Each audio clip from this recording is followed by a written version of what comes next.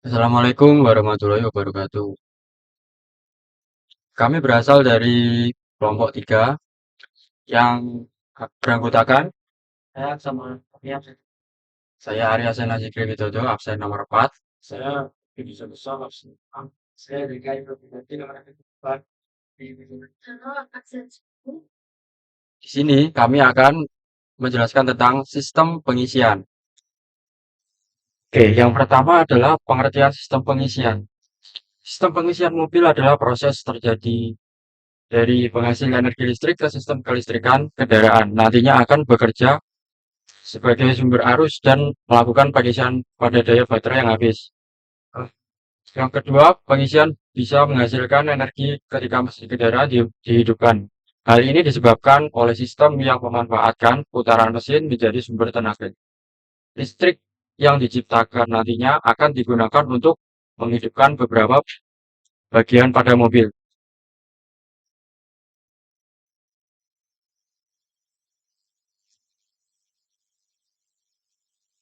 Fungsi.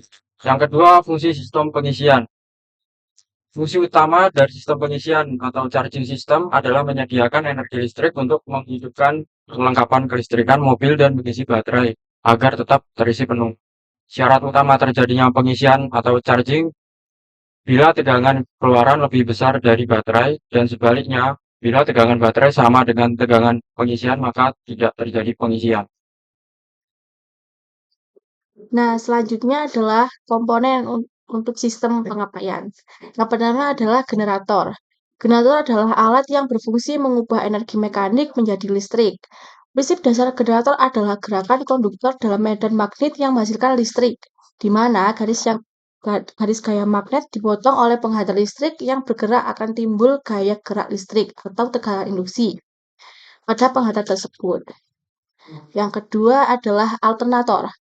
Pada prinsipnya, alternator adalah generator itu sendiri. Istilah alternator digunakan pada bidang otomotif yang isinya adalah generator yang dilengkapi dengan penyerah dan regulator.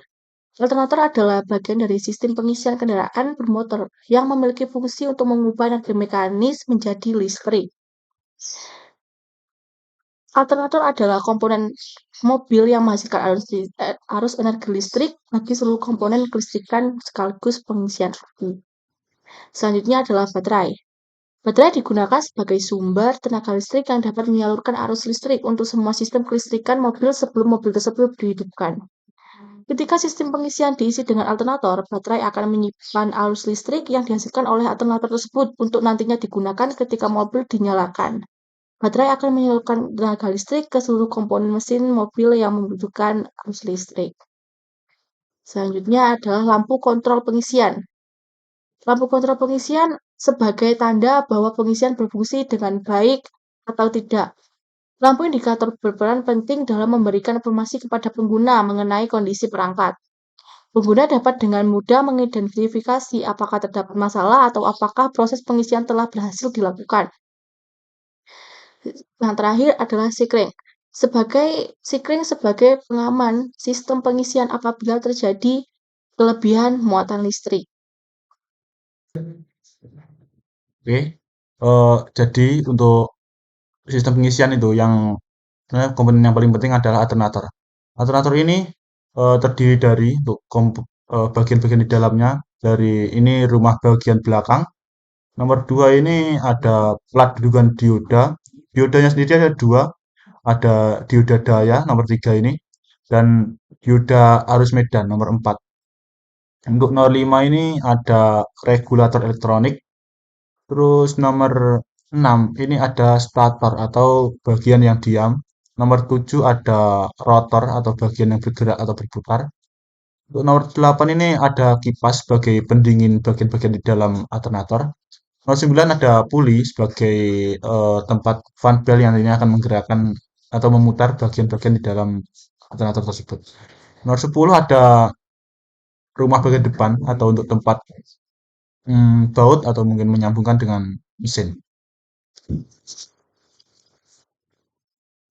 Sebenarnya untuk penggunaan alternator ini ada tiga komponen utama, yaitu rotor. Rotor tadi untuk membangkitkan elektromagnet. Ada stator untuk membangkitkan arus listrik dan dioda yang nantinya akan mengarahkan arus. Untuk rotor sendiri, di sini ada ini rotor. Rotor ini disusun dari inti kutub, fill coil atau yang disebut dengan rotor coil, dan slip ring dan rotor shaft. Fill coil ini digulung dengan arah yang sama seperti putarannya dan kedua inti kutub dipasang pada dua ujung kumparan sebagai penutup fill coil.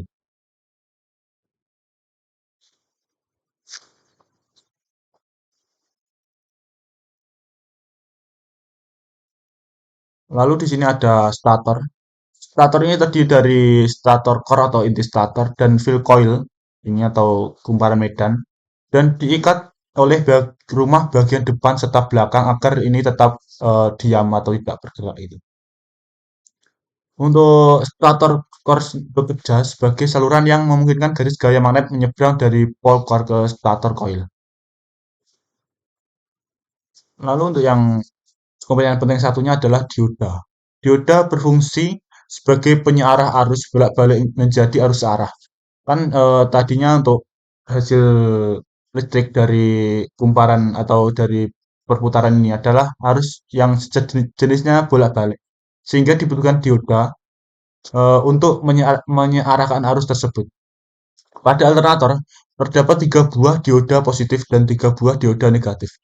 Arus yang dibangkitkan oleh alternator dialirkan menuju beban. Selama proses penyearahan, dioda akan menjadi panas sehingga plat dudukan dioda bekerja sebagai pendingin yang mencegah dioda menjadi terlalu panas sehingga rusak. Baik, yang selanjutnya saya akan menjelaskan tentang cara kerja sistem pengisian pada mobil. Tapi di sini ada 3 kondisi, yaitu saat kunci kontak on, mesin mati, lalu ada saat kondisi mesin hidup kecepatan rendah sampai sedang, dan mesin hidup kecepatan sedang sampai tinggi. Yang pertama, pada rangkaiannya, arus medan mulai mengalir dari baterai menuju kunci kontak, lalu ke terminal IG regulator.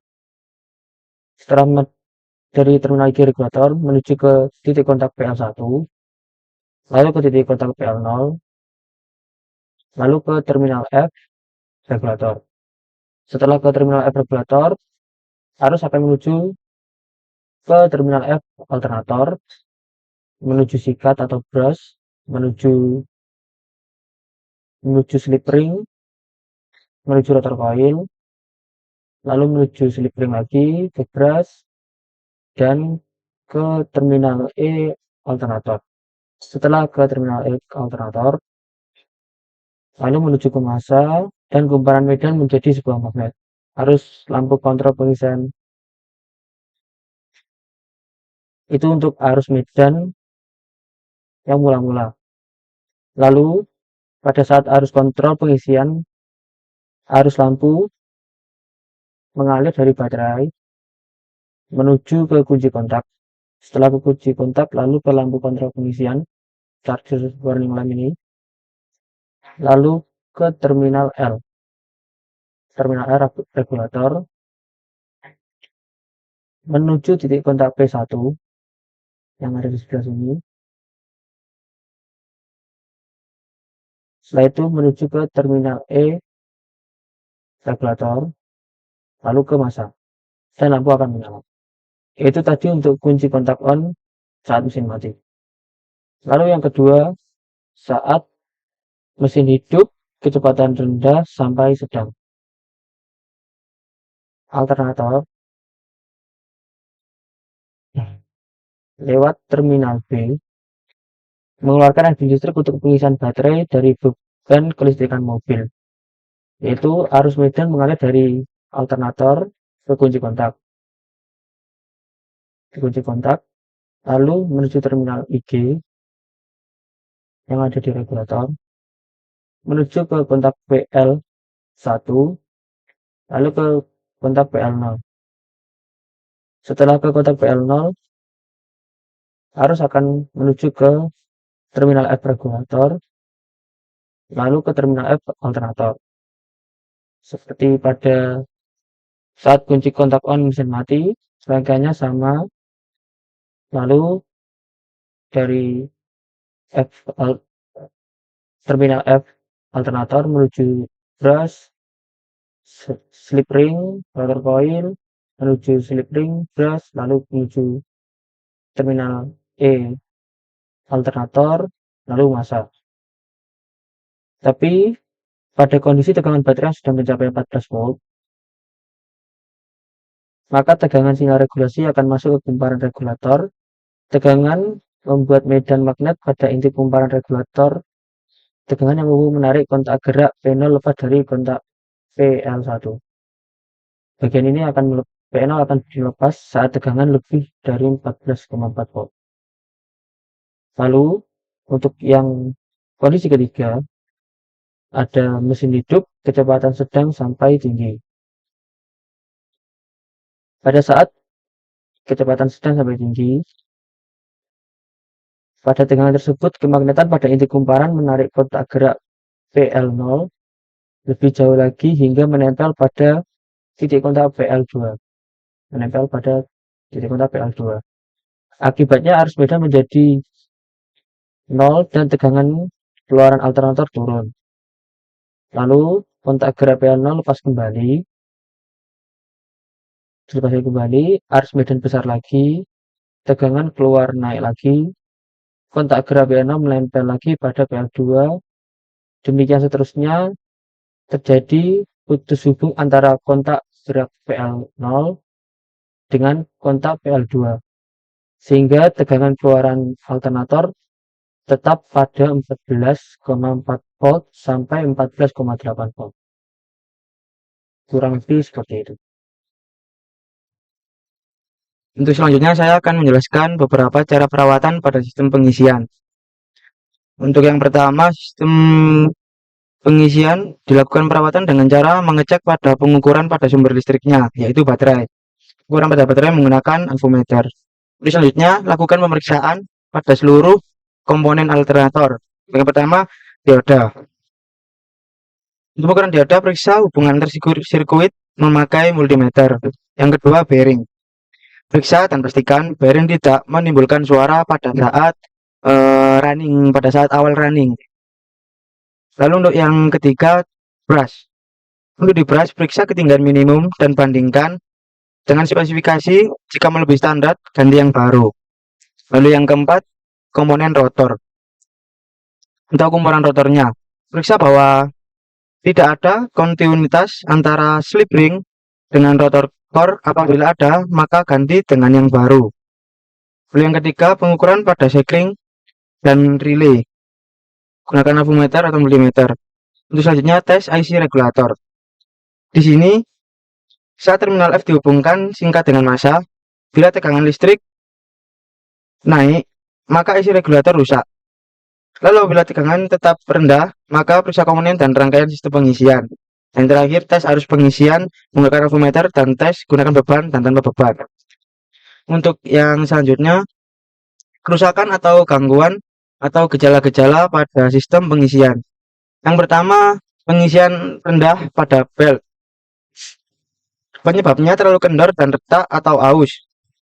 Cara perbaikannya, ganti belt, setel defleksi, atau kencangkan baut-baut.